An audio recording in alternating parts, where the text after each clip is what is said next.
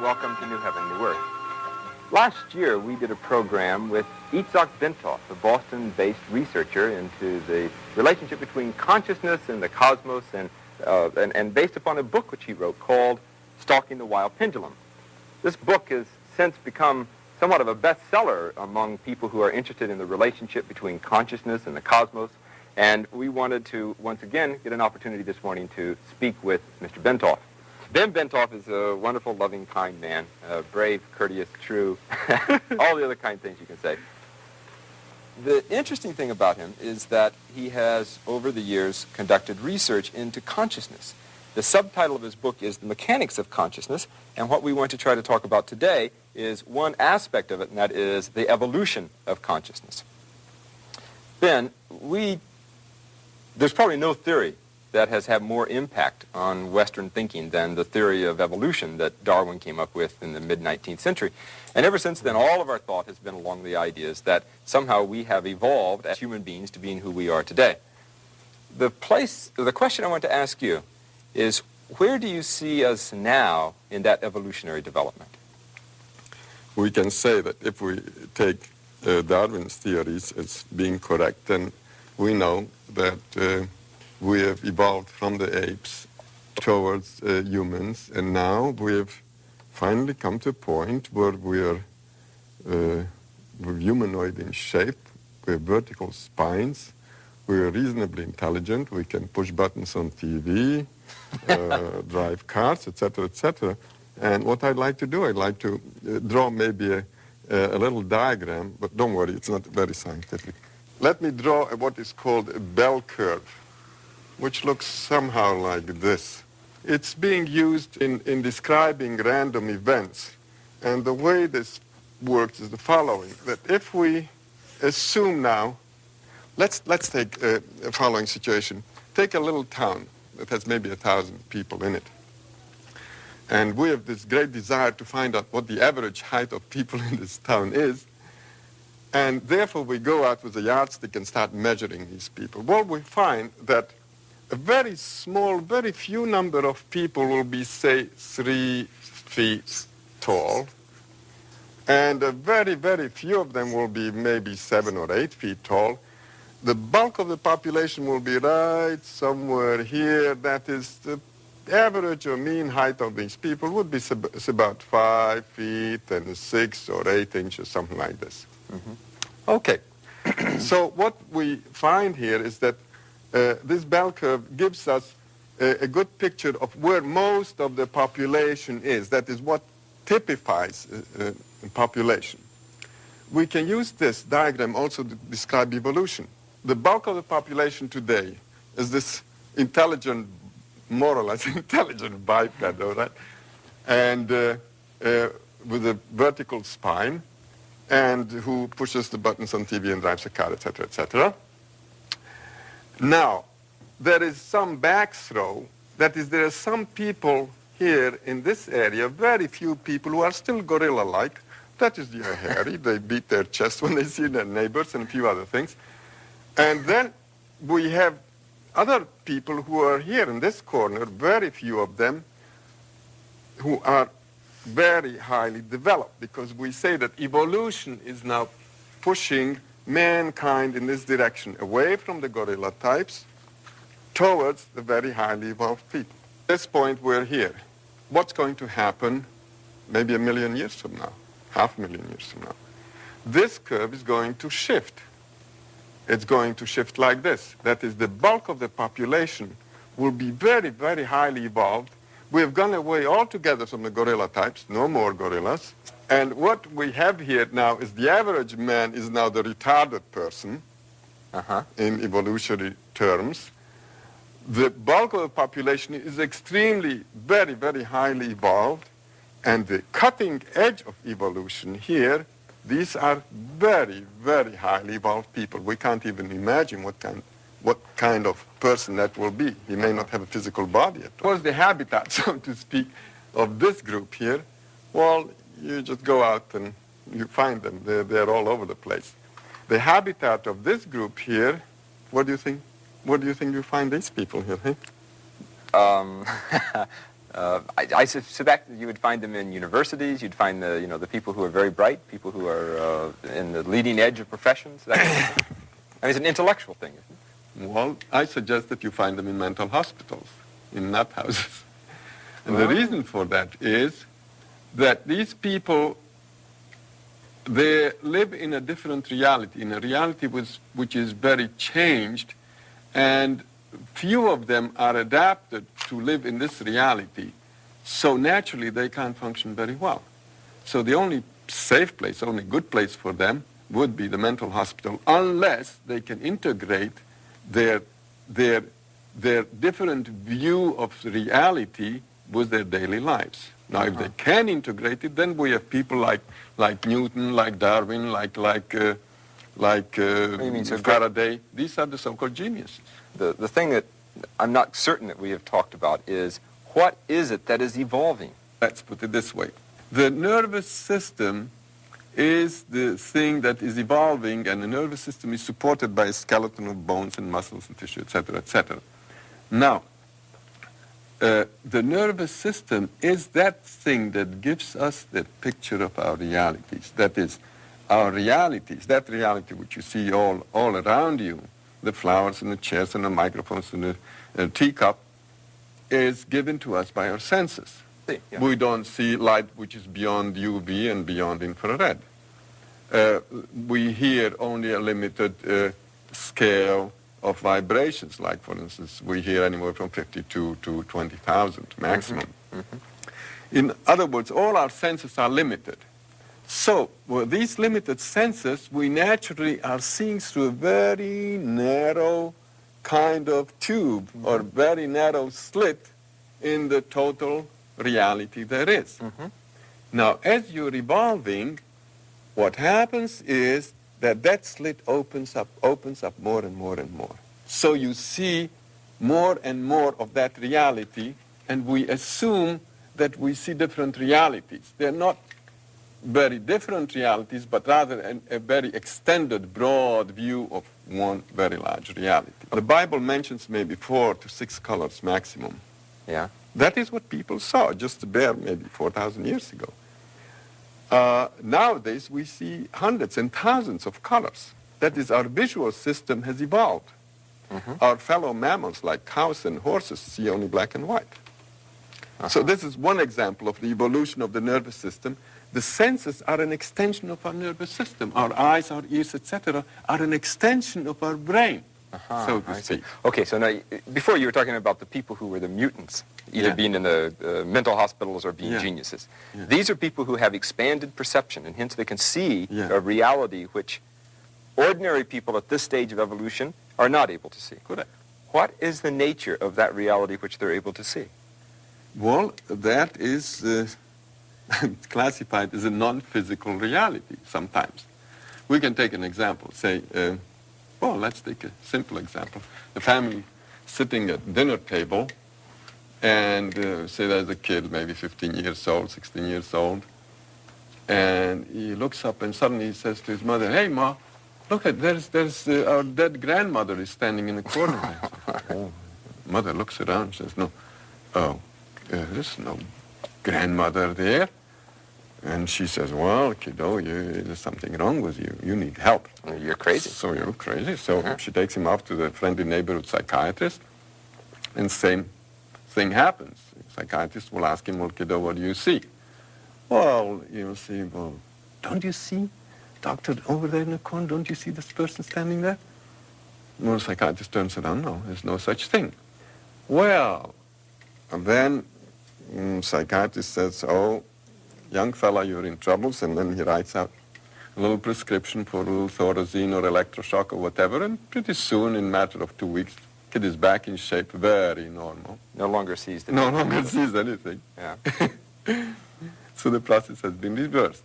This is called a psychotic episode or acute schizophrenic break or whatever it is. And what you would say is that there's a good chance that that kid is seeing. Very good chance that the kid has a spontaneous opening of his senses. So that the evolution has been rushed up or hurried up? Yeah. Now, this actually happens. There are techniques to do this. But the Eastern people, the yogis, have developed systems to do this, to push the nervous system rapidly. But it happens very often spontaneously without someone trying to do anything about it. And it just happens. And then, naturally,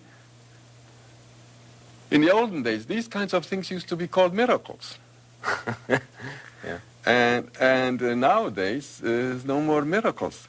Well, let's take this.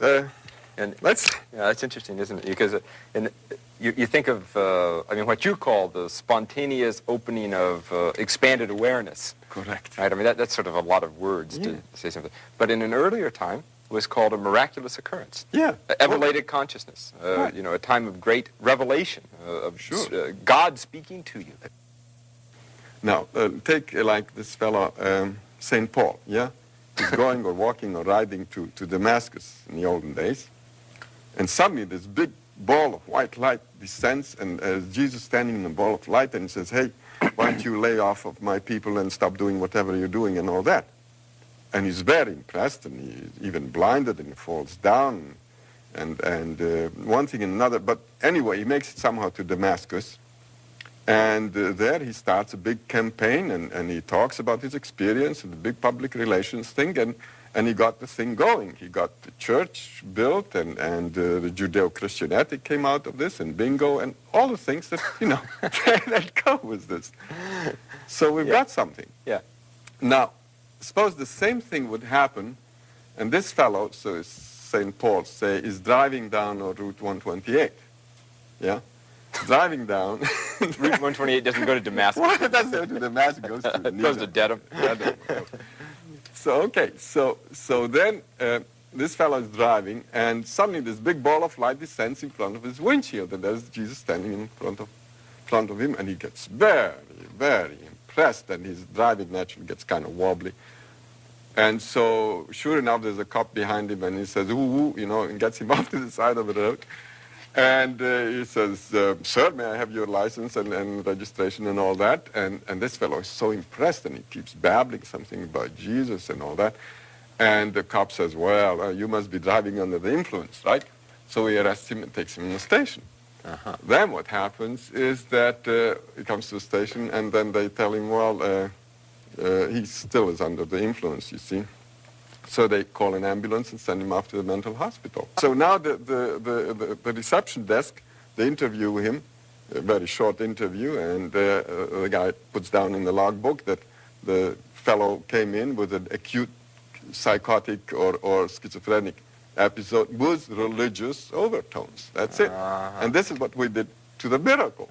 So we took the miracle and we ground it down really to gray powder. So no more miracles. Okay. Everybody's complaining that during the Bible times, on every page of the Bible, you have a miracle or two, and now there's no miracles. This is what we're doing to the miracles. We're just flattening them out. What is it that is evolving? Now, you talked about the nervous system evolving, right? But is Yeah. there something else that is evolving that is able to be sensitive to this higher level of reality? We have this notion of the soul. And most people weren't talking about the soul. It's a kind of non-physical thing, it's highly theoretical.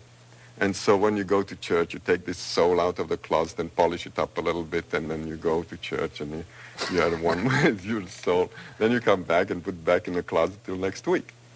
So that's about the idea of a normal person, the soul. But actually that's not the case. I mean, we don't have souls, but it's just the other way around. The soul has us.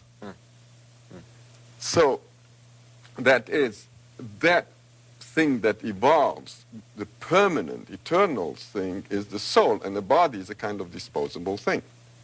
That is, you use a body like a car for 80,000 miles, 100,000 miles, and you junk it, and that's it, you get another one. So it's the driver is the soul who uses the body for a while, and then he runs it into the ground, and he gets another one sooner or later. And so it's the soul which is experiencing evolution, and not our personality, not our physical existences. That is, the soul is the repository of information that we gather during a lifetime. Well, I'll tell you, maybe we should draw another diagram. Physical bodies are here, another physical body, and this is Joe, and this is Jim, and this is Sarah, etc. Now, clearly, on the this is the physical level, yeah? Now, on this physical level, we're all separate. You sit there, and I sit here, and we're all separate. Now, let's draw another level. This level is slightly higher, and let's call this the level of the soul, yeah? Well, there will be some mingling here. Let's draw this person as extending to practically infinity this way. Now look what happens. At the physical level, we're separate, and there's this much distance between us. Let's say that on the soul level, this person extends this much, and the other person gets slightly mixed in with him. That is, the souls are in a way in touch with each other. Okay, they overlap, these two lines. Now let's go now to a higher level, and let's call this, say, the level of the higher self, which is kind of a boss of that soul. There, what we find is that this fellow's higher self extends this much, and the other fellow's extends this much. There is more overlap between them. Right. On the very highest level, which is the high spiritual level, we are basically overlapping completely. Everybody is overlapping everybody else. In other words, everything and everyone is everywhere. In other words, we've become omnipresent. This is a state of highly spiritual perfected beings, or gods, you may call them. Okay? Okay, and so that we exist on all of those simultaneously. On all of those simultaneously, So then, but we're not aware of that. In your view, then, if when we see each other as separate entities, that's only seen on one plane of reality. Correct. And so whether we like it or not, we're all evolving towards godhood. But, you know, it takes eons, so don't hold your breath. Is that the purpose of evolution? Naturally. Because at that point, you start understanding how the system works. And one of the good things about this system is that the system wants to teach you about itself. What does It's it a want good to teach you? system. Yeah? Yeah. What does it want to teach you? Well, if you are omnipresent and you're all-knowing, that is the state which the system wants you to be in. Because the system is an intelligence or information gathering system. And it's also freely distributing that information.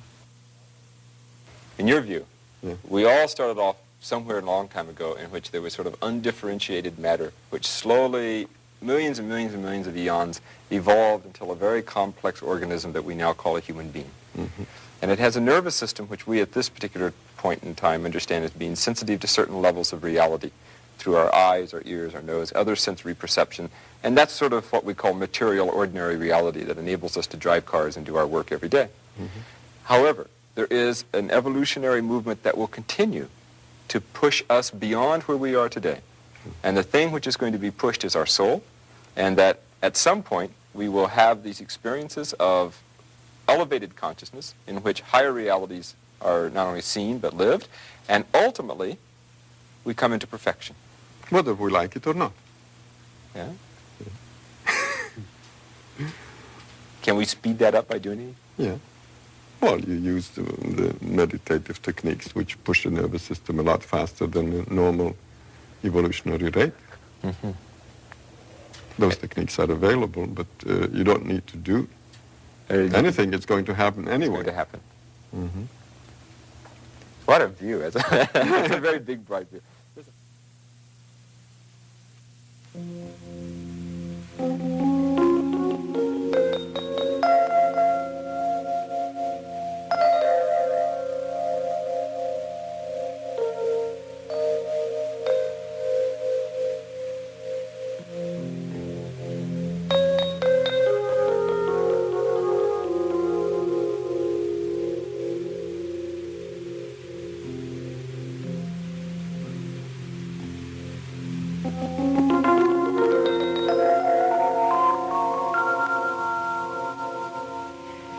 His full name was pronounced Itzhak Bentov, But to most people, he was known simply as Ben. Ben would usually start his talks by saying, "Now we will talk about all there is, from atom to cosmos, from humanhood to godhood, no less." And he would talk about the nature of reality and our place in it, and his own model of the universe, and his personal experiences in expanded states of consciousness. And finally, at the end, the ultimate question: who runs the show?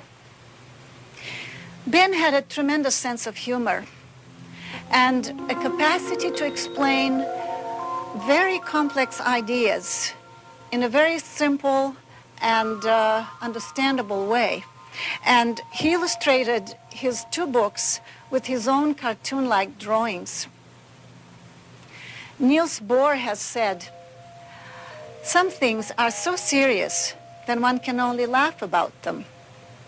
Ben called himself a nuts and bolts man, a plumber.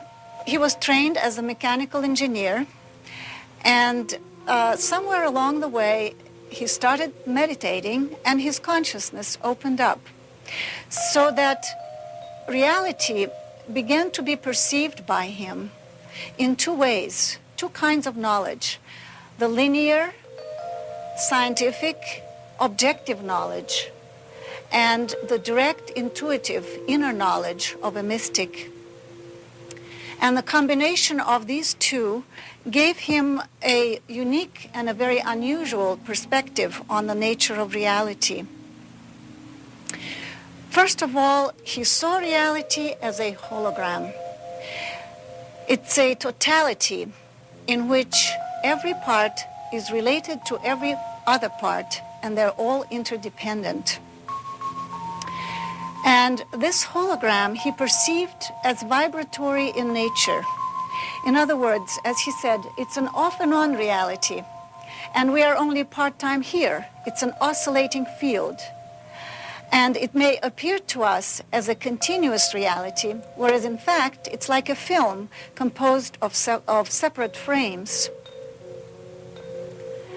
He looked at reality as a whole as consciousness itself.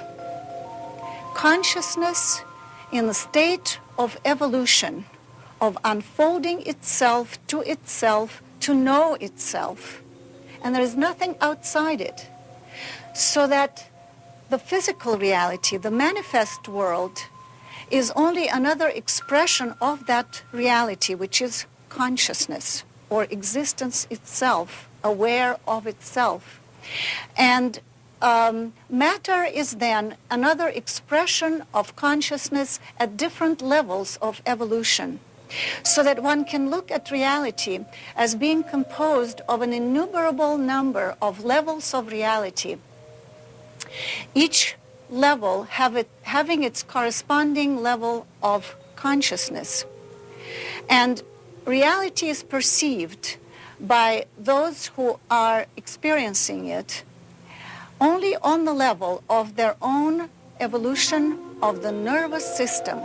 The mechanism in the physical body that perceives reality is the nervous system itself. And so, as a biomedical engineer, this is what Ben specialized in, he became interested in studying the effects of changes in consciousness on physiology.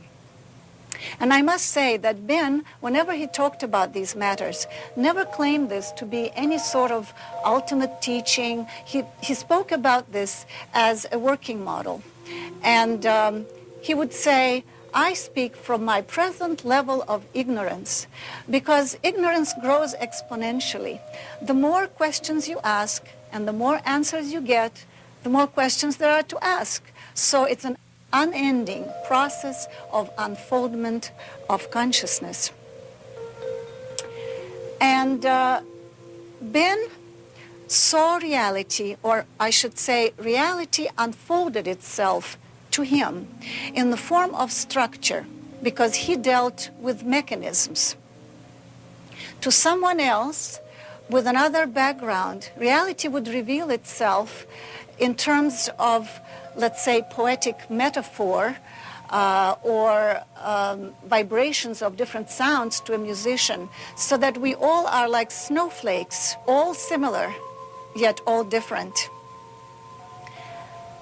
And the subtitles of his two books actually indicate that reality appeared to him in terms of structure, because the subtitles are on the mechanics of consciousness and on the mechanics of creation.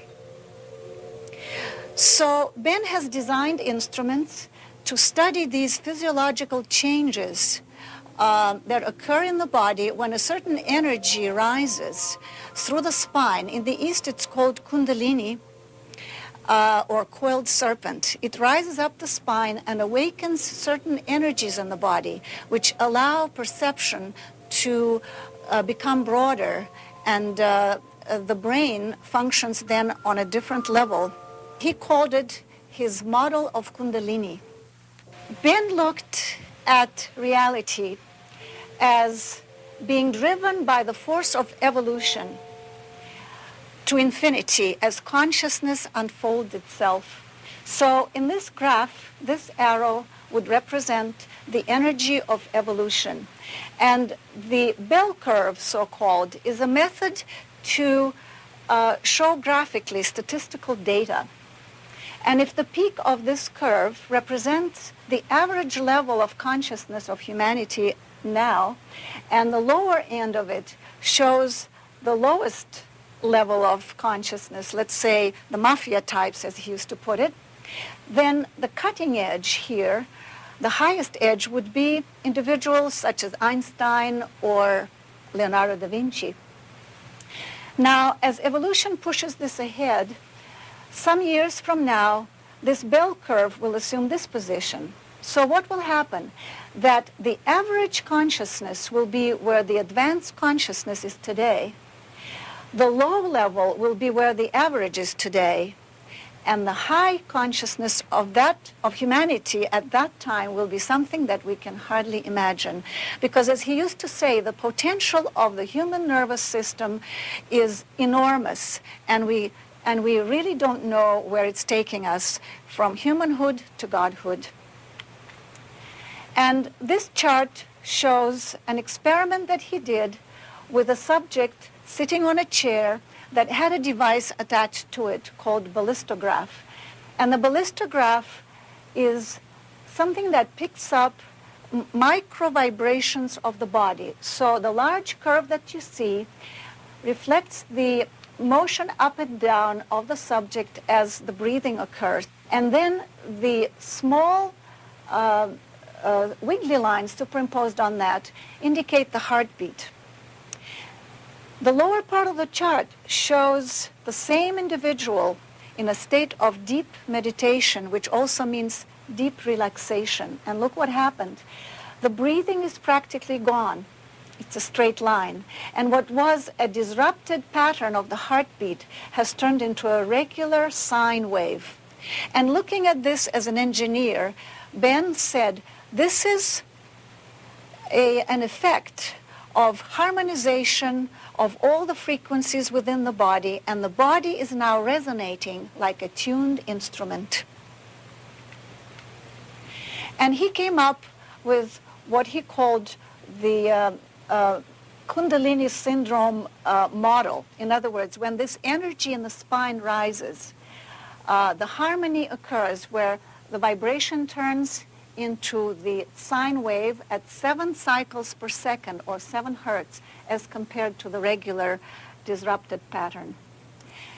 And as an engineer, he looked at the body in terms of vibrating systems or oscillators. And in this case, there are 5. The heart-aorta system, the brain itself, a cavity in the brain which is filled with fluid, a ventricle, and then the brain itself, the sensory cortex, and then all this results in an electromagnetic field around the head. A system which comes into harmony within itself becomes more powerful than others, and it will entrain, this is another term he used, it will entrain or pull after itself a system that is out of harmony. So once this oscillator or resonating system comes into harmony, it will trigger the rest one after the other. It's a domino effect. So as the heart pumps blood through the aorta, and he called the aorta the biggest plumbing in the body. So it's a tremendous impact on the body, and it shakes the body so that it vibrates. It hits the bifurcation into the legs, and a certain plane wave is reflected up. The next pulse comes down, and the plane wave and the pulse clash, and it creates a disruption in the body. When the harmonious 7 hertz vibration is set up, it seems that the heart and the lungs begin to talk to each other, and they begin to work in harmony, so that a pulse comes down and waits for the reflection to come up, and they both go up together, and then the next pulse comes down, and there is no clash occurring anymore, and the body goes into resonance, triggering the next oscillator, which is the brain. And looking at the head, again from the point of view of engineering, it's a rigid box resting on a resilient column, which is the spine. What happens is, as the body goes up and down, the skull is vibrated, and the brain, which is a gel-like substance, is floating in a fluid, the cerebrospinal fluid, so that each time the body goes up, it's hitting the skull and then goes down, and so up and down it goes, and it creates a plane wave within the brain. The brain has a characteristic called piezoelectric, which means that when it's stimulated mechanically, it develops an electromagnetic field around it, which is this field right here eventually. So this is the second oscillator, which triggers the third. This is the fluid-filled cavity in the brain called ventricle. And due to this regular vibration of 7 cycles, or 7 hertz per second, a standing wave is established in the ventricle, which again creates a very harmonious frequency. And this in turn triggers the sensory cortex. This is a cross-section of the brain, and this is a cross-section of the third ventricle filled with fluid. On top of the third ventricle is a drum-like surface with a bundle of nerve fiber crossing it, which connects the right and left brain hemispheres. And this is very important, because as the fluid vibrates harmoniously, it activates this nerve fiber, and it harmonizes the 2 brain hemispheres. And we know that consciousness opens up when the synchronization of the functioning of the 2 hemispheres occurs. And then a certain current is established in the sensory cortex in the lobe of the brain. And as I said before, all this results in an electromagnetic field around the head, so that the head actually becomes an antenna capable of sending out and receiving information which it could not do otherwise. And in that state, higher perceptions become possible. And this was Ben's theory, that through the mechanism of Kundalini and the resonant state of the body, higher perceptions become available. This is an illustration of the sympathetic resonance, how those oscillators trigger each other. If you pluck the strings of this violin, then the strings on this one will resonate without being touched. And this is how the oscillators relate to each other through resonance. And so, as we walk on this planet Earth, which is charged negatively, by the way, we are bathed in a sea of vibrations, of all kinds of electromagnetic fields and all kinds of frequencies, radio and others. And the ionosphere is charged positively, and the potential between the two is constantly fluctuating, so that we are subjected to all sorts of influences all the time. But in that state of resonance at 7 hertz, we plug into the vibration of the earth itself, which is stable, and it happens to be the same 7 cycles per second, so that this biosphere around the earth resonates at the same frequency, and we get locked into the frequency of the planet itself. And this is why the meditative state is such a relaxing state that some people find it difficult to come out of. Now, having become part of the vibration of the earth, we then in turn plug into the vibration of the entire solar system, because our earth here is shown surrounded by all kinds of vibrations as well. There is the magnetopause, magnetosphere, plasma sheet, you name it, trapped radiation. There are acoustical waves, the solar wind coming from the sun, which is also affecting the earth. So that having tuned into the frequency of the earth, we in turn tune into the frequency of the entire solar system and the sun, and so on into the cosmos. This is the cosmic connection. As Ben measured these fields around the body, he found that at that frequency of 7 hertz, the field around the body expands the energy that can be measured, and it extends to about 20 inches and tapers off. In a situation where there were hundreds of people meditating at the same time, Ben conducted an experiment because many of these individuals reported hearing inner sounds inside their heads. So when he measured the frequencies of the sounds that they heard, he found that there was one major sound and then other peaks where many people heard certain frequencies. And as he looked at this, and of course this is in kilohertz, as he looked at this, he realized that these other peaks are really the harmonics of the initial sound. In other words, everybody is really hearing one sound, but then it breaks up into harmonics, and some people hear entire chords. It really varies depending on one's evolution. This is how the third ventricle actually looks in the brain, and this is the cross-section of it that we spoke about. And on the brain, there is a narrow band called the sensory cortex. When stimulated mechanically with a needle, for example, during operations, it creates sensations in different parts of the body, and the sensations are laid out in this pattern, and this is called the homunculus, or the little man. And as you notice, the toes are inside the fold of the brain, and then the hip, the hand, and so on. The internal organs are here. So usually the signal goes to the sensory cortex and back to the motor system, telling the body what to do, how to react to the stimulus. But what happens in the Kundalini process, that this circuit becomes activated, and one begins to experience certain parts of the body spontaneously without them being actually stimulated physically. So one doesn't really know, is it happening in the brain or is it happening on the physical level? So eventually, as this current, and he really called it not a current, but an alignment of neurons due to the stimulation of the fiber here, the nerve fiber across the brain, this alignment eventually becomes a permanent situation so that one's range of perceptions is tremendously expanded.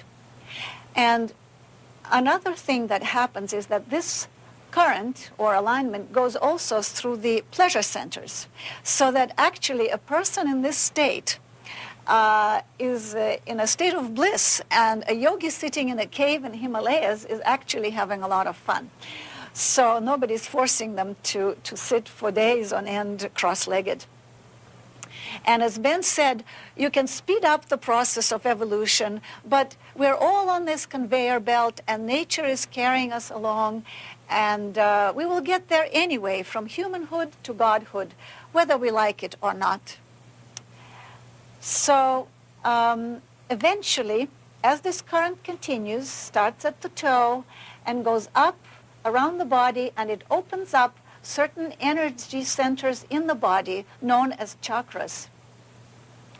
And eventually the current begins to go round and round, and its function is to clear the body of stress so that it can actually perceive higher realities. And if there is a blockage anywhere, it will keep pushing through that until it's cleared so that it can actually go further. And some people can experience great discomfort because of that and not understanding what the mechanism is. And Ben wanted actually to inform the medical community, particularly the psychiatric community, about the phenomenon so that certain symptoms would not be misdiagnosed sometimes as they are as schizophrenia or actually some physical illness, which it is not. Certainly this mechanism and this phenomenon was known in antiquity, and this pharaoh is saying, my status symbol is this, that my kundalini has risen to the center in the forehead. And in this painting, it's being said, again, it's all coded in these graphic patterns. This is saying, my kundalini has reached this level and has gone even beyond the pharaohs. So this knowledge really was quite universal. Now we will continue, and we will look at the way Ben looked at reality. Because what is it that gives us our reality? And it was described in his book, Stalking the Wild Pendulum, on the Mechanics of Consciousness. And I will talk later why he used the pendulum as the symbol of what he was talking about. We are dealing with two realities. One is this physical, solid reality that we get blue and black marks from, as he said, when we bump into it. But the information about it is given us by our senses. So that is our subjective reality. And so the two really are giving us the totality of our environment. So what is the objective physical reality? And let us look at the atom. If we magnify the atom and zero in on the electron, and now we think now we will get the answer to what physical matter is. But if we analyze the electron, all we find is an oscillating electromagnetic field. There's no physical matter as such. So we think, well, maybe the nucleus will give us the answer. And we zero in on the nucleus, and we find that it too is only an electromagnetic oscillating field in the void, because between the nucleus and the electron and outside of them, there is nothing but void, the same void that fills in the interstellar space. And the ratio of the distance between the nucleus and the electron would be analogous to a head of a pin in the middle of this room and something rotating around it 30 feet away. And the rest is void. So what is physical matter? Ben drew an analogy between the electron and the pendulum by looking at the cross-section, as it were, of the atom and comparing it to reciprocal motion. In other words, we see the electron now on this side, now on the other side of the nucleus, which would be the pendulum motion.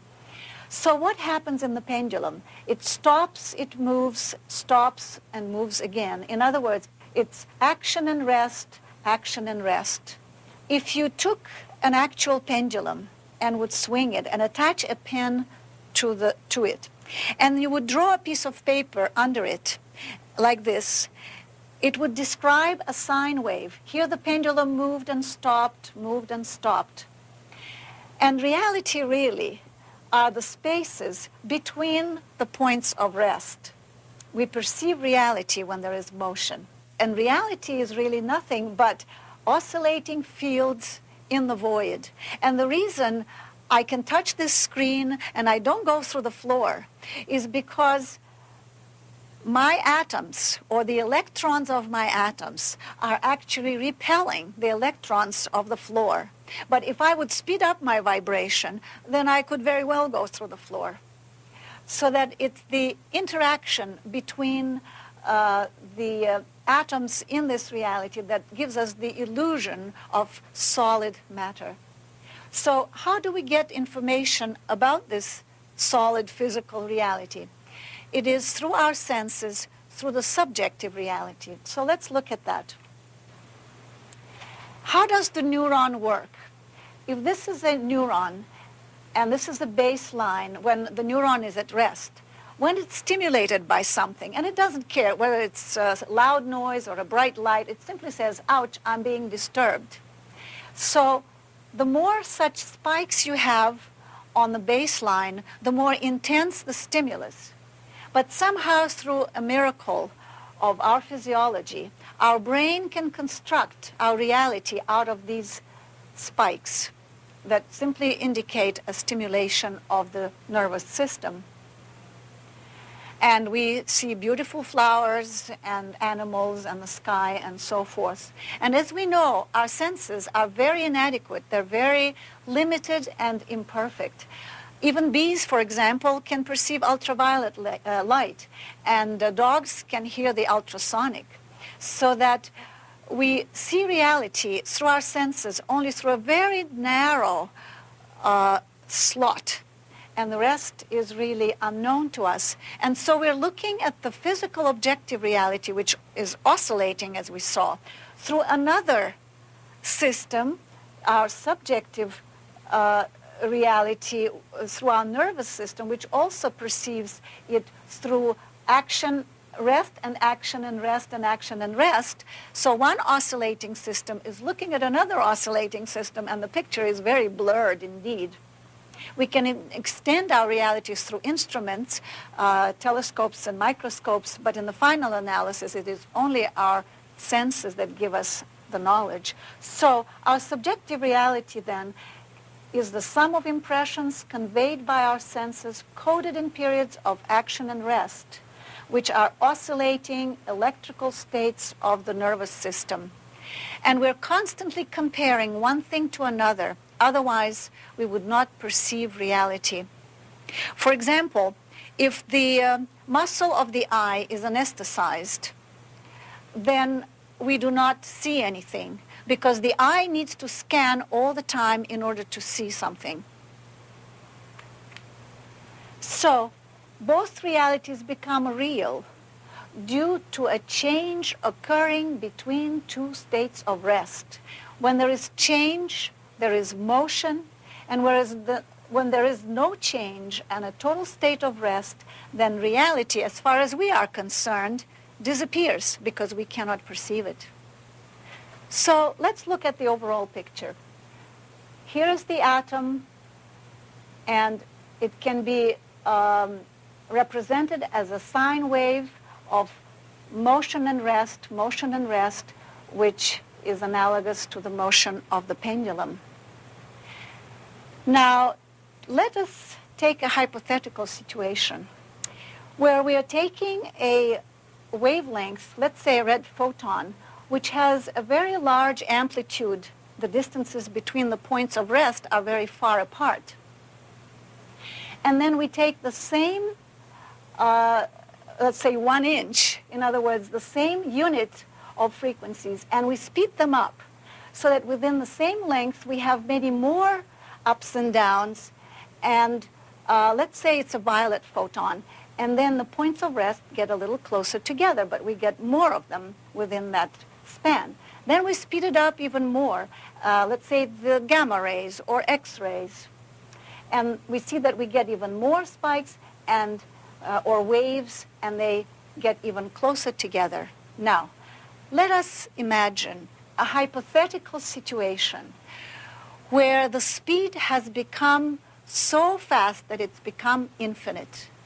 At infinite speed, there will be no more oscillation, and the points of rest will in fact overlap, and you would get a straight line. Now, what kind of state would that be? First of all, we see that it's a paradox, because the infinite speed now has become total rest. We could probably call it the state of the absolute. It's the source out of which all the frequencies arise. And it will also have the maximum energy. All energy is in it, but it's all in a potential state. And when it begins to vibrate, then it creates all these different frequencies which begin to interact, as we saw before, creating our reality. So one could summarize this by saying the absolute is the point where extremes merge, and a state of rest implies infinite speed. In fact, they become one and the same. And this state, the absolute state, is the substrate for all reality which emerges out of it. In particle physics, there is a principle of uncertainty which was formulated by Heisenberg, and it says, when the momentum or the speed of a particle is known, its position becomes unknowable. The more we know about one, the less we know about the other. Applied to the pendulum, what does it give us? When the pendulum stops before it reverses direction, we do know its speed because it's 0. And then it stops again and we know its speed again. So that means that at those points, its location becomes unknowable. And as Ben said, it can be found anywhere in the universe. That is, it becomes the universe. It fills all creation. It is everywhere. And based on this, he developed much of his further thinking. If this is our solid reality, and like a pendulum, we oscillate and we take off every now and then, and we touch that absolute state of total rest. But it happens so fast that we're not even aware of it. And we come back as if nothing had happened. But suppose we can expand that state and experience it, and in fact we can, then this is what will happen. Here is our reality, and here is the other reality, which we now have expanded. And we can be conscious on that level simultaneously with this level, so that we can actually have the benefit of both, and we can explore that reality and bring back the information. And this is in fact what Ben did, and the information that I will be talking about from now on was received in those states of expanded consciousness. Usually in those states of expanded consciousness, there is a different perception of time. People who come out of those states usually say, time has stopped, or at least it's slowed down. What is happening here? And to put it in some kind of perspective, Ben designed this diagram. This is our time-space, and this is the now moment where they cross, which is going from the past into the future, the eternal now moment. And we can project 1 second on it, 2 seconds on it, and so forth. It's very reliable, and we can measure it, and we can catch trains on time and be to work on time and so forth. However, superimposed on that are 2 other vectors of space-time, which are our subjective space-time. And usually they overlap, and we don't even know the difference. But in altered states of consciousness, there is a deviation. And by altered states, we can mean sleep or meditation or those deep altered states. And the angle of deviation actually determines the depth of that state. And look what happens. If we project 1 second, we see that now in this position of the subjective time, we have 2 seconds for 1 objective second, which means that our time has already doubled. Now visualize the situation where the subjective time tilts more and more and more, where it practically becomes parallel with objective space. And this is what it would look like. Our subjective time is now overlapping objective space. What kind of situation would that be? Well, it would take no time to go anywhere, because you are everywhere at once. because your subjective time has overlapped objective space and it's become infinite. This would be the state of samadhi, the ultimate expansion of consciousness, in which your consciousness fills the entire universe. Well, in those states, where does one go? There are many places to go. And again, to put it into some kind of perspective, Ben designed this diagram of the levels of consciousness in creation, because every level, as we saw before, reflects a state of evolution of matter on that level. And there is an indigenous population on all these levels that relates to that level. And our human band is only over here. So he looked at consciousness in its totality. If this vector here represents the quality of consciousness, this one represents the quantity of consciousness, or the capacity of a nervous system to react to stimuli. So here we put the atom, the virus, the plant, and an animal, and finally a human being. So this is where we are in the range of things, and there are many other levels above, and of course it's all going towards the ultimate state of the absolute that we talked about before, and they're all contained within it. Consciousness is modular. A larger consciousness contains a lesser consciousness. We also see here these curves, and these are called energy exchange curves, and they peak in the middle of each band, which means that the interaction with the environment here is the highest. And I find myself, and you find yourselves, in this physical reality because our energy exchange curve is highest in this level. However, we can also interact with the neighboring realities, but as you can see, the curve here tapers off so that we're not interacting as clearly and as well in those other realities, but still we do. And our nervous system is capable of spanning all these levels, except that we seem to be tuned only to this physical reality. And like a radio set, we can receive all the others, but we keep listening to this one. But it's up to us to tune into all the others as well. Now, the reality below us is the animal, plant, mineral. Those are the realities that Castaneda talks about, for example, in his books, the interaction with those realms. And the upper part is interacting with the next level to the human band, which is the so-called emotional level or astral. There are different names for these levels, and it doesn't really matter as long as we know what it means. And the next level is the mental, then the intuitive or causal, and so forth. There are certain characteristics about these levels, and we interact with all of them, and we can function in all of them. The one next to us is the emotional level, and this is where we go in sleep. As Ben said, this is a preview of coming attractions, because when we die, this is where we go, and we all interact on this level.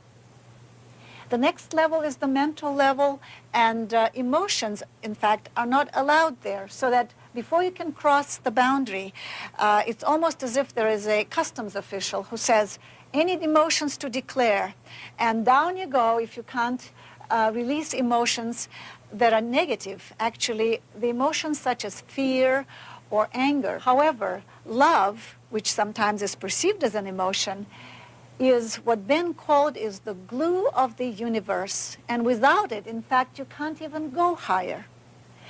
So when you abandon those emotions, you can enter the mental level, and here your reality is what you think. It is also so on our level, but to a lesser degree. But here you're actually creating your reality by what you think. The next level is the intuitive level, and this is where we all interact, and people of creative professions particularly visit those areas, and on that level they pick up a lot of information and they bring it down. The creative aha moment of discovery, for example, of an inventor or an artist, when suddenly a solution comes or an image comes, is in fact something that one perceived on this intuitive level. And as you saw before, our time expands on higher levels. So there was an enormous amount of time here to study the entire situation and then to bring it down. But when you bring it down, it appears like a flash, the aha moment, whereas in fact you spent a lot of time there getting ready for it. Our next subject will be a very important principle, the hologram, which is the basis of reality as Ben perceived it. And as usual, Ben had some interesting diagrams to explain his ideas, and he explained the hologram in terms of 3 pebbles being dropped into a pizza pan filled with water. And you drop these pebbles simultaneously into the water. What happens? Each pebble announces what happens to it. In fact, it's screaming, "Help, I'm drowning in a pizza pan." So it sends out these wavelets that reach every point on the surface of this water. And every pebble does that. So if we take this water now, which resulted in a pattern of wavelets that now clash into one another, all this information about the pebbles. And it's called the interference pattern. In cross-section, it would look like that. And if you quick freeze the water and you get a piece of ice like this, which is actually a photograph of all the information about these pebbles. And then you take what is known as coherent light, or light where all the rays are of the same frequency, a laser light, and you shine it through this interference pattern. Lo and behold, you see the 3 pebbles reconstructed 3-dimensionally in space.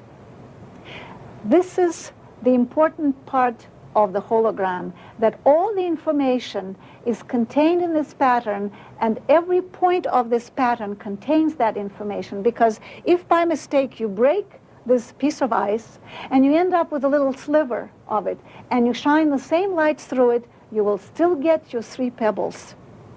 So this method of storing information is the most efficient way that nature has devised.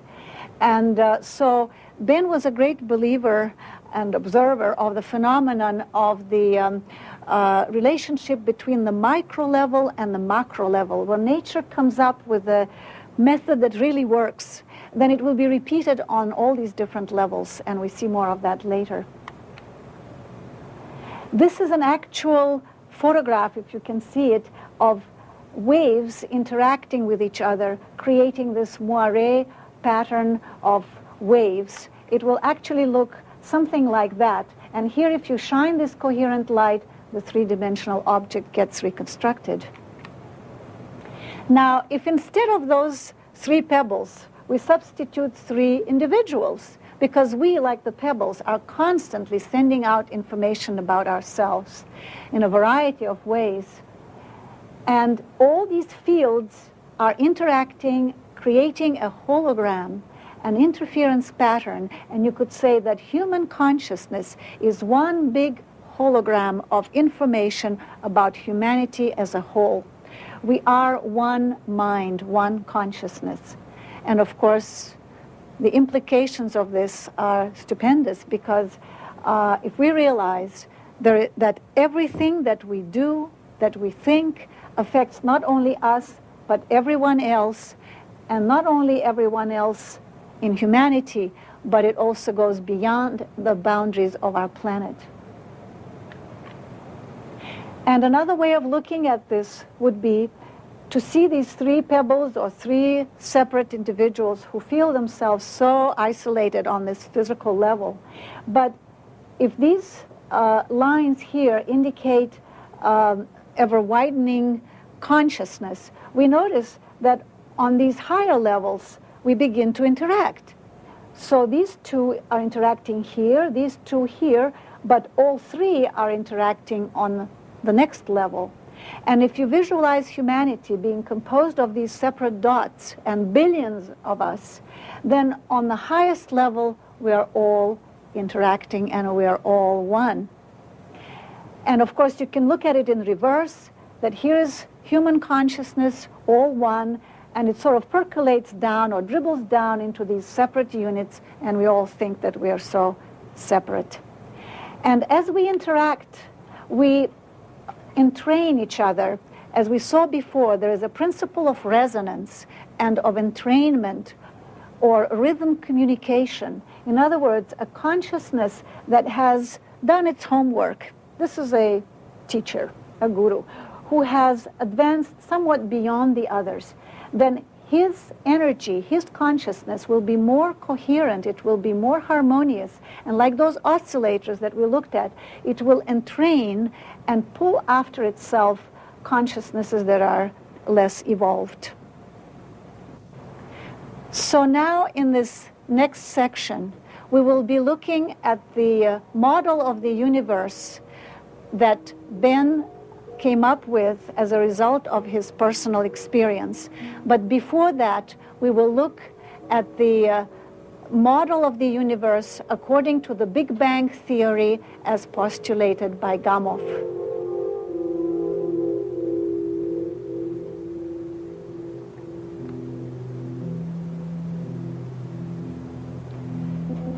In the infinite dark void, all energy, all space-time were condensed at one point, the cosmic egg.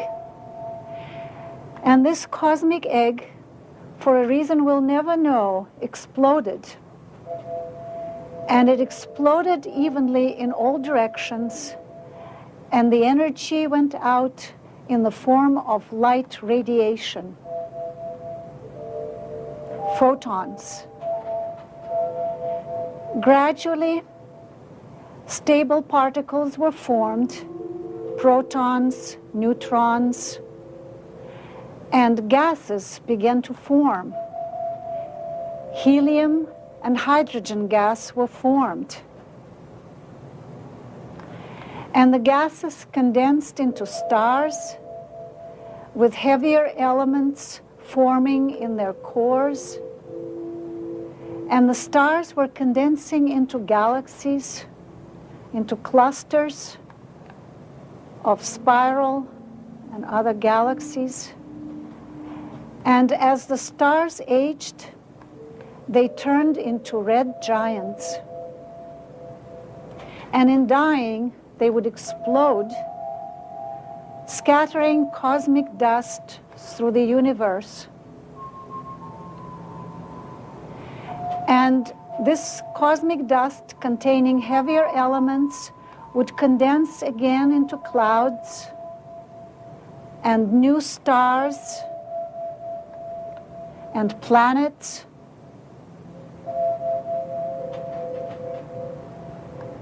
So that the same substance is recirculating, and is really, there is nothing new. Only the forms change. And the atoms from distant galaxies are found in the atoms of our Earth, and therefore in our own physical bodies. So this is the hologram to which we belong and of which we are a part, an inseparable part. And so now I will look at Ben's model of the universe, which he developed having looked at this existing theory of the Big Bang, and which he modified somewhat because what he saw was a different kind of bang, a continuous, modest bang. In the 60s, new celestial bodies were discovered, and they were called quasars. These were radio galaxies of enormous size, the oldest galaxies, the oldest celestial bodies ever observed. And many of them showed a jet emerging from the center and shooting out. These galaxies are the most distant objects ever observed in the universe, and they're the fastest object moving. Here we see the jet emerging. And as I mentioned before, Ben was a great believer in the analogy of the micro level reflecting the macro level. And based on the evidence produced by the quasars, he came up with this model of the universe.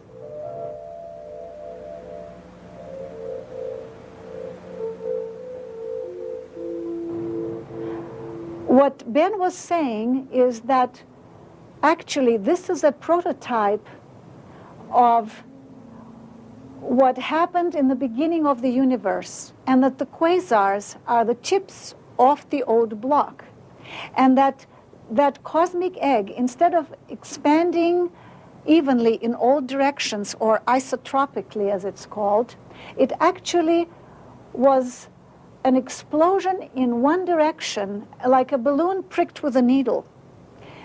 And what would happen if you had a jet emerge from this original cosmic egg? There was nothing around it. It was the only thing in that vast void. So this jet would be pulled back in upon itself by this gravitational mass. It would be analogous to holding up a water hose, and the water would eventually fall down and then rise again, and this would be the current that would be established. So it would be a continuous bang, a modest but a continuous bang. Quasars were observed to be not evenly distributed in the observable universe. The observable universe is what we see through our telescopes. If this is our Earth, then this is the radius of the distance where we can make our observations through the existing telescopes. Quasars were observed moving faster and being further away in the north galactic pole. And in the south galactic pole, they were more concentrated and slightly off the true pole by about 30 degrees. So when Ben looked at that, he realized that there was anisotropy. In other words, there was an uneven distribution of quasars. This was an element that somehow contradicted or brought in a new element into the Big Bang theory. And this is what he developed as his own. So this would be the structure then. This is the core of the structure, which is called torus, T-O-R-U-S, a melon-like structure. And matter emerges from the center in the same sequence as we saw before, condensing from light radiation, from photons to stable particles and so on. Then it expands, and visualize this as a three-dimensional form, goes around and gets pulled back in upon itself into the black hole. This is a white hole and a black hole back to back.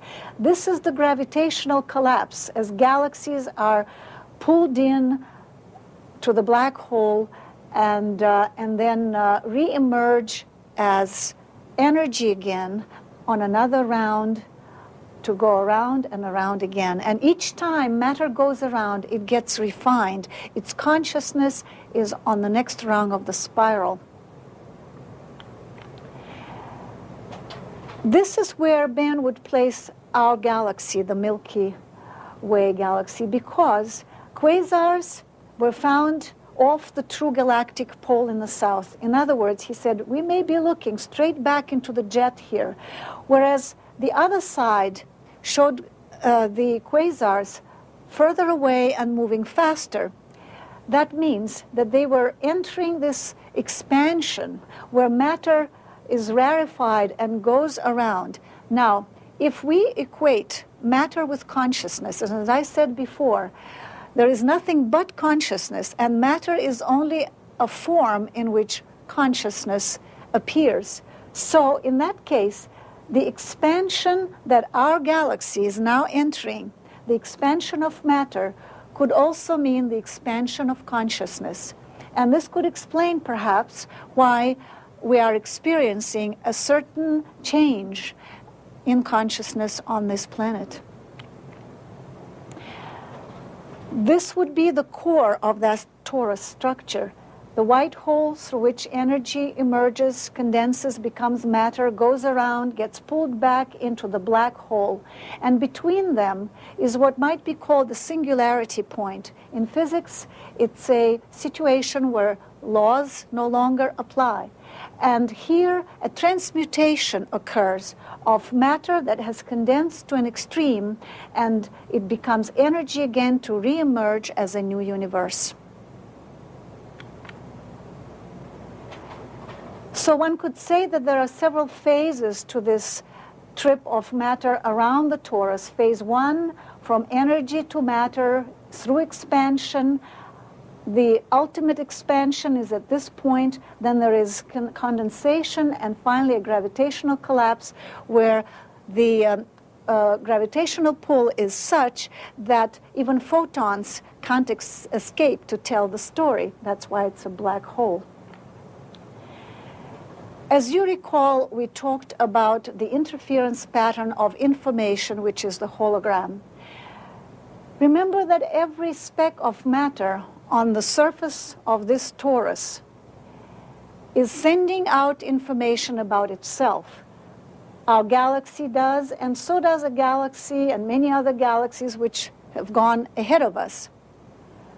So that the information that is being sent out gets interwoven into one web of information about the entire structure. This is the information that one can tap in those higher states of consciousness and in fact enter the knowledge that's available about the entire structure, because we are a part of this hologram, that little sliver that still retains some of that information, and by tuning into the totality of the hologram, we can have the information about every part of it, and that's exactly what Ben did. Again, the analogy between the macro level and the micro level. This is very similar to the ordinary chicken egg in shape. So what Ben did was to take a chicken egg and attach electrodes to the two ends of it and see if there was any current there. And lo and behold, there was a certain potential there of 2.4 millivolts, very small and yet there. So there is a field around every seed and every egg in nature that we know. In other words, there seems to be the same pattern in this egg as there is in this large torus. So nature tends to repeat a certain design. As an engineer, Ben dealt with structures, and he said there are certain elegant solutions to the problem. So hologram certainly is one for storing information, and this structure seems to be another one that is repeated on different levels. So here is our white hole and black hole and matter circulating round and around. In the center, it's hollow, and it's an electromagnetic field. And we could say that this interference pattern of information could be called the universal mind hologram.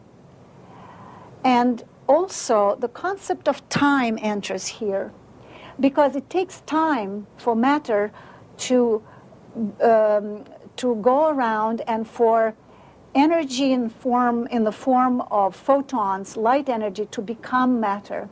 So time becomes a factor of distance of energy as it issues from the white hole and goes around, because time exists when there is motion and where there is mass. So that this is linear time from here to there, one round. This is the birth of time, and this is the death of time. But seen from outside, as we are looking at it now, from another dimension, we see that this is a continuum, and we're looking at it from perhaps an eternal point of view, so that this linear time is a very limited phenomenon in the scheme of things. And it is the force of evolution, again, that keeps driving this along. And Ben used to say that the torus is a distilling column of consciousness, that this structure actually is refining consciousness, which is equivalent to matter, as matter is recirculated through this black and white hole. There is a field like that around the human body, and the different frequencies interact, creating nodes. And also, medicine is moving into a new field, new energy medicine or vibrational medicine. The body is seen as a field of interacting electromagnetic or electric fields. And a new medicine is really emerging.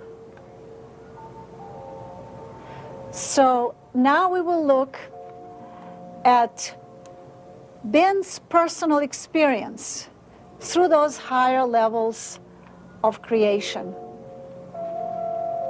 And these he described in his book, which he called A Cosmic Book on the Mechanics of Creation. As I said before, he saw things in terms of structure.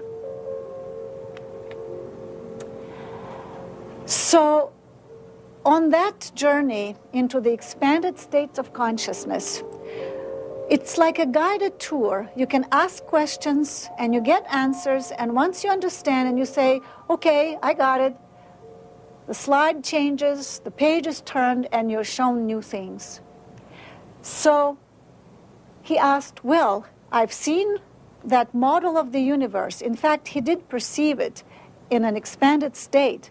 And then he started figuring out what it's all about. So having seen it, he said, well, it looks like a bounded structure. There must be something beyond it. I want to know. The moment the question is asked, his consciousness finds itself in this vastness of the infinite void, and the process is shown and explained to him. In the vastness of the dark void, a certain part becomes activated. This is where action will take place. And a light describes a certain territory. He called it proto-matter. This is a matrix which will be eventually filled with matter, like the Chinese checkers, which get filled with those little marbles. And this field begins to polarize. As we saw before, the field, the ultimate field of the absolute, which the void is reconciling the opposites. So the opposites of the plus and minus are together. So they begin to separate, and it's like unscrambling scrambled eggs. And the tension is enormous because they don't really want to be separated and they want to come back together again. But this is what creates the dynamics of manifest creation, because you need the polarization in order for action to occur. So what happens next is this. As the two ends want to come together, there is finally a tremendous pull, and one side reaches the other, and a sound actually fills creation.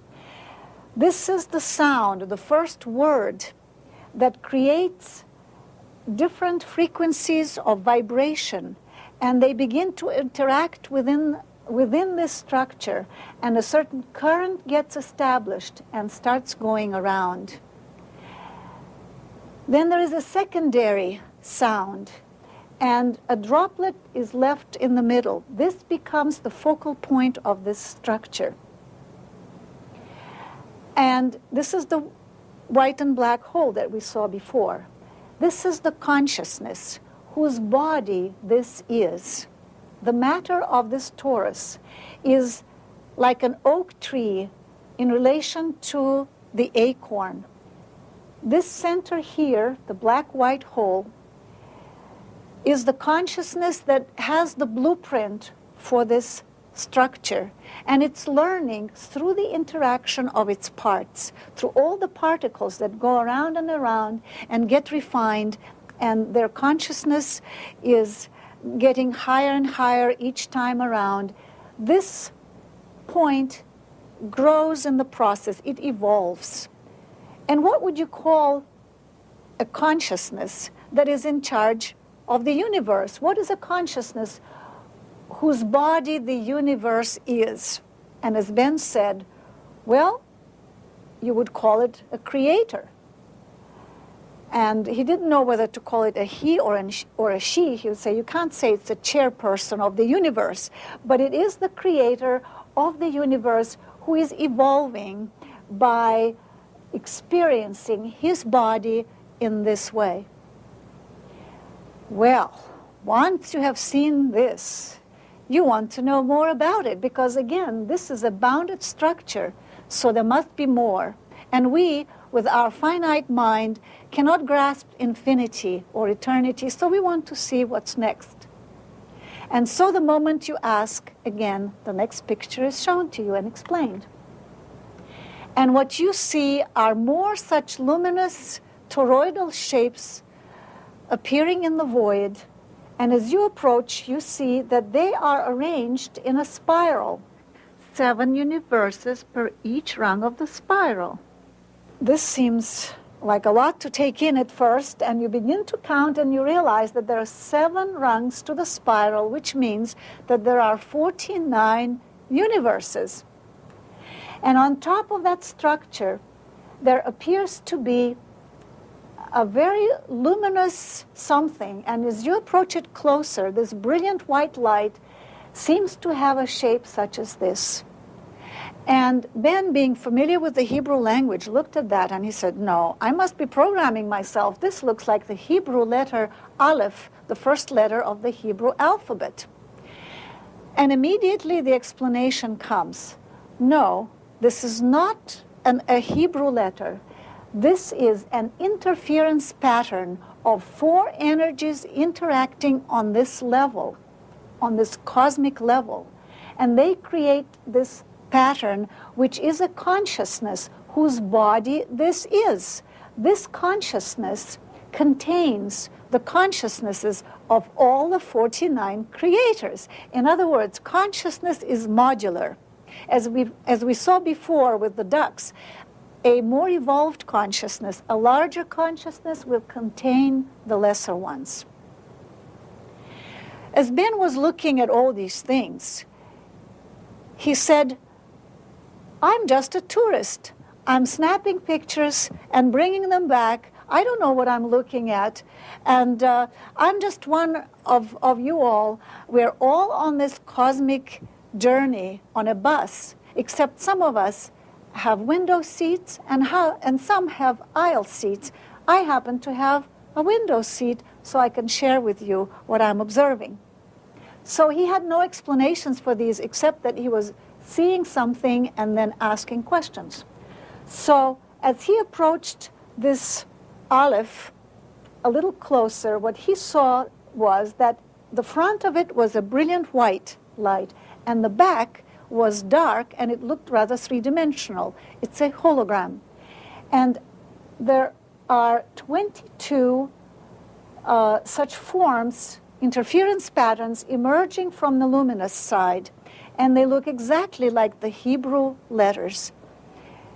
And he was explained again that these are interference patterns that were observed by seers in antiquity, and they incorporated them into the Hebrew letters, into the Hebrew alphabet, but they are there objectively to be observed. On the other side, the same forms emerge, but in a random, mixed-up order. And he was explained that these interference patterns are transducers of the Aleph energy down to the physical level. They step it down further and further to the physical level. And this whole diagram actually illustrates the law of the cosmic level, because what it's really saying that evil is simply ignorance of the law. The proper sequence of these characters is knowledge of the law, but a mixed-up order is ignorance of the law, which then becomes evil. And what is the law? And when you ask the question, you're shown. Close up, this is the structure. The aleph breaks itself down into 3 centers, 3 chakras, each one having these interference patterns in them, which look like Hebrew letters, and each Hebrew letter has an equivalent numerical value, so that everything is actually modular and structured. Each center has its own frequency in terms of color. The center, which is love, Ya, is gold. The center representing the will, Kol, is blue, and the center representing the creation is pink. When Ben looked at that, he realized that the white light of the aleph representing wisdom is a combination of all these colors. And these are actually frequencies active on that level which create these holograms. Now, the law that we talked about before, the cosmic law operative on this level, is interpreted in a very ingenious way. These characters, which then became the Hebrew language, can be read in different directions and mean opposite things. If you read from left to right, it reads Heilech, which means go, or it's a green light. In other words, you can act safely if you act from love towards will. But if you act from will to love, self-will, before you know love, then it reads klaya. And in Hebrew, it means destruction or extinction. So that is the cosmic law. The cosmic law is love, and the ignorance of the cosmic law then causes destruction. And the creative center, read in opposite directions, means in the beginning there was the desire for life. Having seen this, you want to see the entire structure, and this is what you see. The aleph and his 49 creators is enclosed in a sphere very similar to a biological cell. And in fact, it's like a DNA coil, and it does split at the end when this unit is mature.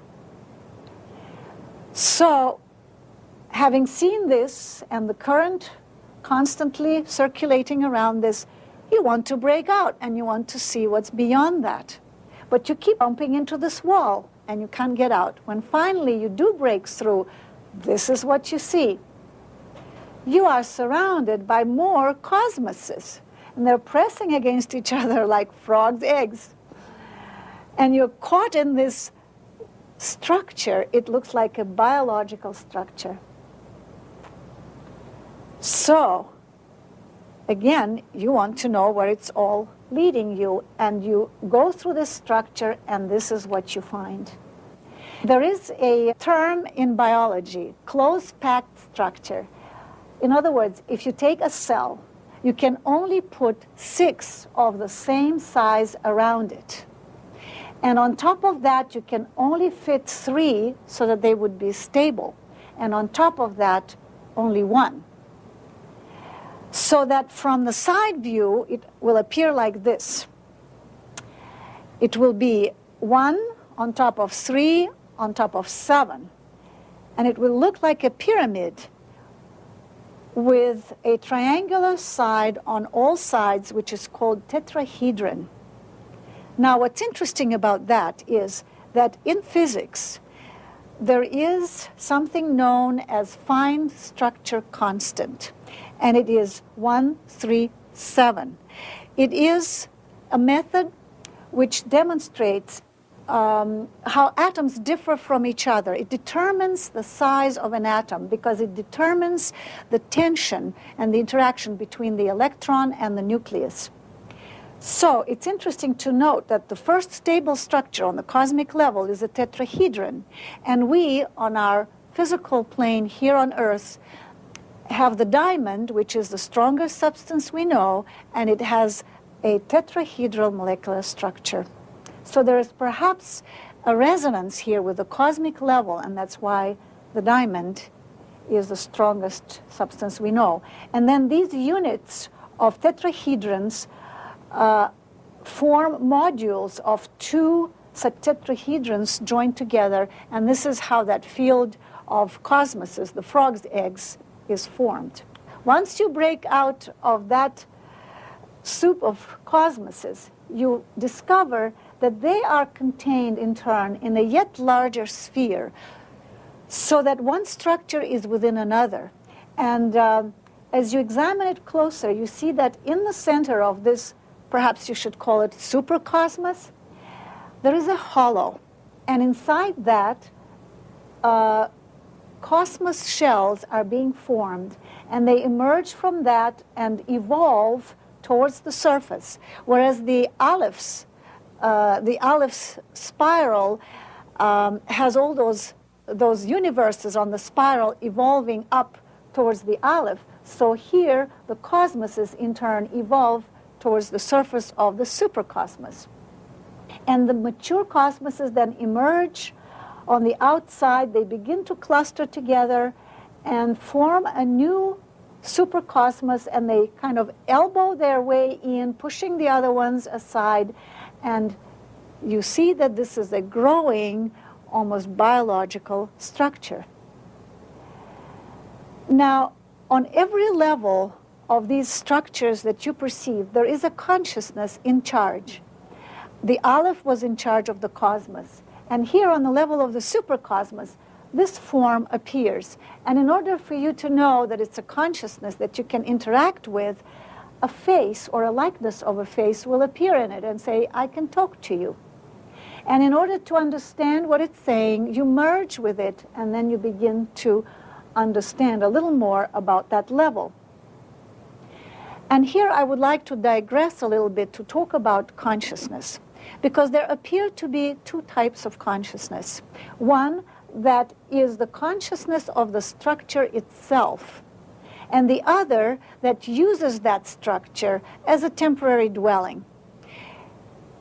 If we look at our own bodies, and for example, we talk to the cell of our kidney, and we ask the kidney cell, what is it that you do? What is your job here? The kidney cell will say, I don't really know. I'm just a little fellow here. Why don't you ask the boss? Now, who is the boss? It's the sum total of all the cells of the kidney. And it already is a consciousness that you can interact with. And the kidney will tell you, well, I purify blood, I do this and I do that. And so every organ in our body is a sum total of the consciousnesses of the cells that compose it. And then there appears to be a consciousness which is the sum total of all the consciousnesses of all the organs. And you could say that it's perhaps a rudimentary consciousness, if you can call it that, of the body. It runs the body when it is unconscious. In other words, the other consciousness is away. When you sleep, when you are under anesthesia, there's somebody running your body. Somebody is breathing. The lungs know what they're doing. The heart continues to pump blood. It is conscious, and it's unrelated to the consciousness that is temporarily away. So the same thing happens on every level. There is a consciousness of the structure itself and another one that uses that structure and can come and go. So we can also say the same thing about our Earth, for example. It's a conscious being, and there is a consciousness that runs the planet. Its electromagnetic field, its temperature, its currents, and other things, the ecology of the planet. And then there must be another consciousness which uses it as a garage, as Ben used to put it. And it can come and go. It's a much larger consciousness. And so it's true of the sun and of every other level as you go up. So Ben perceived these consciousnesses as abstract forms that would appear on different levels, and they would communicate with you, and you can learn from them. We saw this on the supercosmic level. Then comes the Ankh, the cross, the two triangles, the two crossing, and then something that looks a little bit like the Egyptian pharaoh, the first human form that runs the 7th level. There were 7 levels in all, and each level ever simpler, ever larger, and comprising the levels that were below it. As I said, consciousness is modular. So, as you go through all these levels, finally, you come to a level where all these levels are contained in one sphere, the manifest creation. Everything visible and invisible, everything that ever existed is in it. And around it is this infinite dark void, which is the consciousness itself. And as it vibrates, as we saw before, it creates manifest creation. So as you come closer to this, you begin to discern what appear to be rotating disks covering its surface. And as you look closer, this is what you see. Instead of disks, you see that these are bars having little shapes underneath like that. And these bars spin around. These shapes spin around. And there are 3 layers of these. And the 4th, the outermost layer, looks like this. And you begin to recognize these as shapes known as the Sanskrit letters, and then this one as the symbol which stands for Om, or cosmic consciousness in Sanskrit.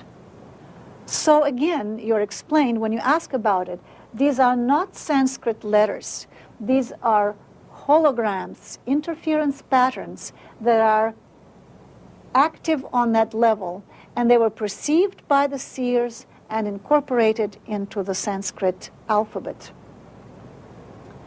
So, as you look at this manifest creation, you realize that there must be a consciousness that runs this, the ultimate consciousness.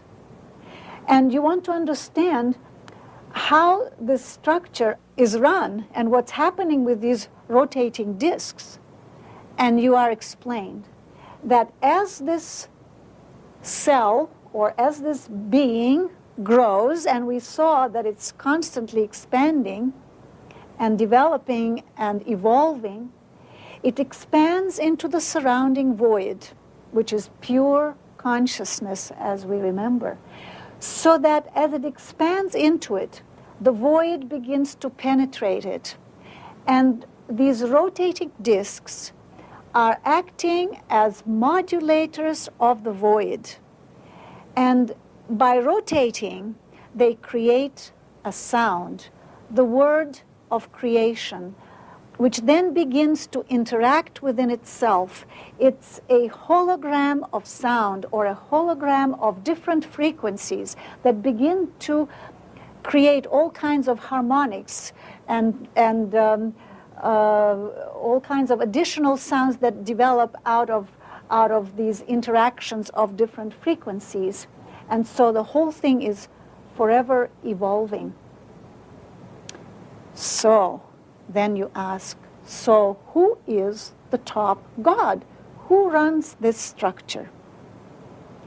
And the moment you ask, you find yourself in the infinite void, and suddenly a brilliant light comes down on you, so brilliant that you're blinded and you're shaking, because now you realize you are talking to the ultimate God of the structure. So what do? You peek under and you realize that this is a tunnel of light. So you enter that and you begin to ascend, and you go faster and faster, and in fact you begin to tumble down faster and faster, and then you realize that it's making a U-turn, and at the end there is something there, and you know that that is it, and you will soon be confronting the God of manifest creation. As you finally look at it, you realize that you are looking at yourself, a carbon copy of yourself. But that self sits there paying no attention to you and you're lost. You don't know what to say to yourself. How's the weather up there? What do you say to yourself? So, you revert to your old tested trick. You merge with yourself so that by merging, you can know yourself and you can find out what it's all about. So, you turn around and you slowly back into yourself like into a tight garage.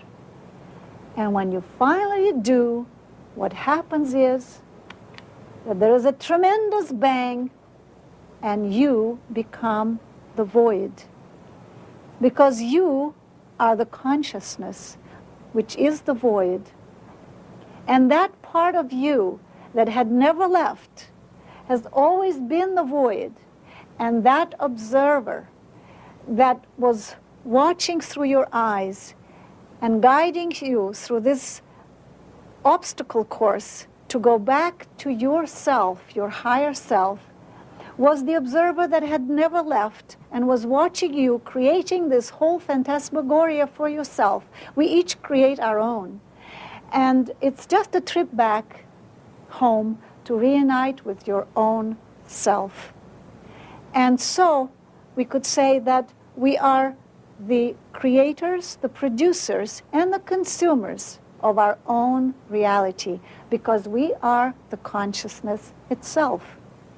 And Ben liked to finish his talks by quoting a poem by an Indian sage, Shankara, which went like this. On the vast canvas of the self, the picture of manifold worlds is painted by the self itself. And that supreme self, seeing but itself, enjoys great delight.